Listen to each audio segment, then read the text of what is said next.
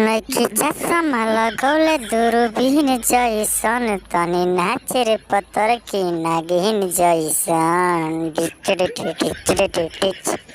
अरे नागिन जी नाचा ना हो तार का हो गइल बा ओ लवलाइटिस के बीमारी धलल बा का तारा नाचत नइखू।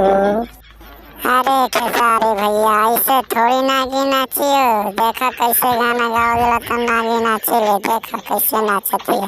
चश्मा लगौले दूरबीन जइसन हारमोनिया बजावतानी दिन जइसन हके नाच रे पतर की नागिन जइसन।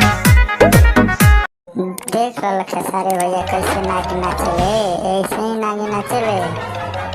अरे हाँ ये बबुआ कलू देख लनी कैसे नाचे ले नागिन हो। बहुत बढ़िया बहुत बढ़िया बहुत बढ़िया यही गावत रहा आ नागिन नचावत रहा। अरे का एक कलू बाबू का बताई, जब से नेपाल वाली हीरोइन आइल बिया हमार टैटू बनवा के तब से तो कितना हीरोइन कितना लोग हमरा पर खिसिया जाता आ खिसिया गइल बा। यही से तहार नगिनियो हमरा गानवा पर नइखे नाचत जानला ये बाबू कलू। अरे खेसारी भैया कौनो बात नहीं, जरे द लोग के जरत त जरे द, जैसन टाइम आवेला वैसन काम कइल जाला। ए बड़ा जौन माल हिट बा ओकरे के साथे रख तबे फिल्म सीरियल हिट होई।